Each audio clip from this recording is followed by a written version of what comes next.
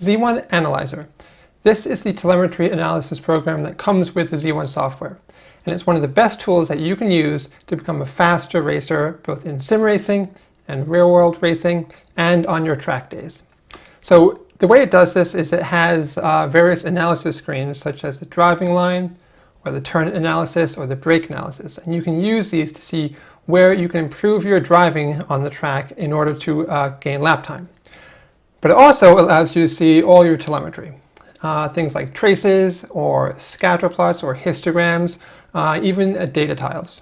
And in this video, we're going to discuss those 4 items: the traces, the histograms, the scatter plots, and the data tiles, and how you can get those to show the information you want. As of version 2021.1, we have updated the menu items for those options, so they're all the same. So let's get started and show you how you can choose what you want in those 4 items. So here we are in the Z1 Analyzer, and we have a couple of laps loaded, and we're going to look at traces, data channels, scatter plots, and histograms. So up the top here we have these 4 menus, one for traces, one for data channels, one for scatter plots, and one for histograms. And they all have the same format. So under traces you have the new custom trace, close all traces, and add a trace, and it shows you what traces you're seeing. Under data channels you have the same thing. This is where you can add your math channels or edit them. You can close all your data tiles, or you can add a data tile. Scatter plot, the same thing. You can create new scatter plots, or add them, or close all the existing ones, and the same for histograms. So looking at traces, if we want to add a new trace, I go under the traces menu, choose add trace, and then here I have all the default trace options that I can choose broken out into categories. So let's say I want to add the Velocity X chassis trace. So I can go here and choose that, and then down here I have my new trace, and it's the Velocity X. Now if I want to change this trace, or any other trace, after it's displaying, you can right click on it. And right clicking on it gives you the same menu that we saw up under the main traces menu, and it allows you to change what is displayed in this trace. So let's say I displayed it and I either made a mistake, didn't actually want Velocity X, or I want some other channel. So I can just come down here and say, okay, I actually want this to be a brake channel. And so now it's showing my brake data in that trace. With traces, you can also have your custom traces. If you have defined a custom trace, they'll be down here under the custom trace option, and you'll have a list of all the ones you've created. And if you right click, you get the same thing, the custom trace. All the ones are down here that we've created. And you can just choose one, and then you get your custom trace shows up there. We'll do another video on how to create custom traces, and going into more detail in that video. So data tiles.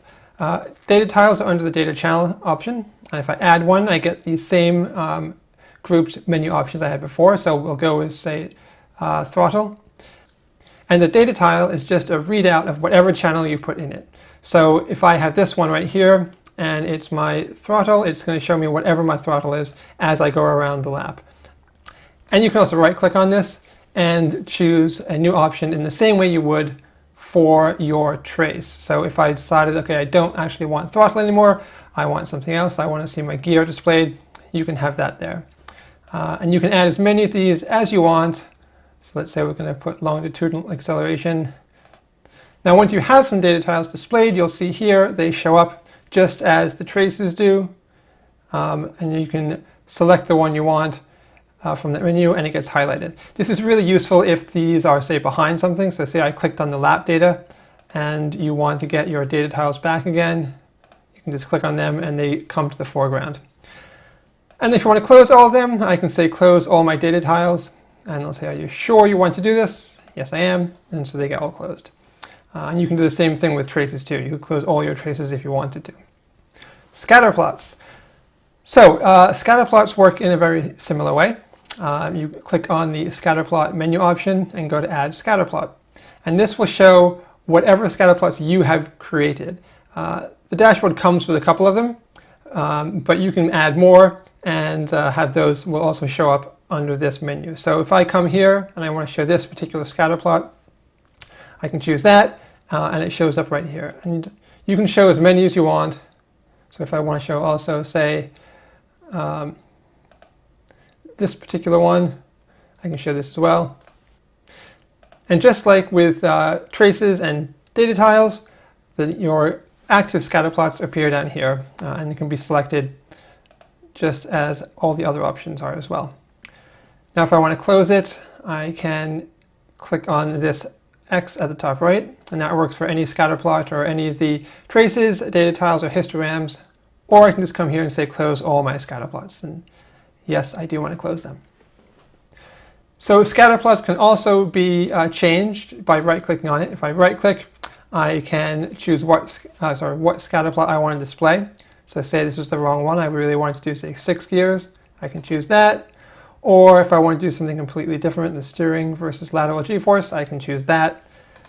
And I can even copy this scatter plot or edit this particular scatter plot. So if I choose one of these, you can make changes to what is displaying here and create your own custom one.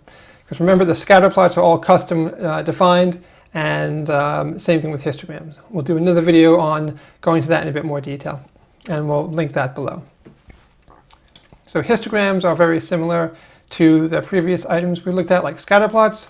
You can create your own histograms, and once you do, they show up here in this drop down. So if I choose my left front suspension and say I also want to have another one, so now I have all these histograms displayed here, and it's getting a little bit messy with all the traces behind it, so we can just come up here and say close all my traces. Yes, I do want to do that. I'm also going to close the track map and that. So now I have just my histograms, and I can look at this and I can save this as a layout if I want to.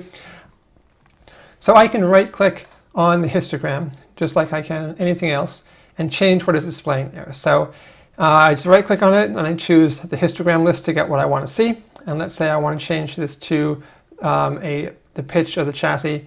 I can do that very easily. And then the same thing as with scatter plots. I can edit or copy this histogram and make changes to it.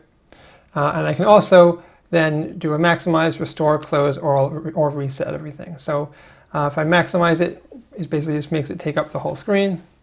And then if I restore it, it goes back to what we were before. And the maximize and restore functions are the same across all the objects. So the traces, the scatter plots, the data tiles, and the histograms all work in the same way. And then I can also close that one histogram. And as with everything else, I can come up here and see what is currently displayed, and I can close them all if I want to. So if I say yes, then I'm down to a blank screen. So that was an overview of what you can do with the traces, the scatter plots, the histograms, and the data tiles, and how you can display them and how you can change what they show. So if there are any questions or comments, or you want to see videos on other topics, please put those in the comments below. Please like the video and subscribe to the channel, and make sure you go to www.z1dashboard.com and download the latest versions of the dashboard software and the analyzer software, and also the Z1 Designer, so you can make your own custom dashboards to use in the Z1 dashboard. So thanks for watching, and we'll see you in the next video.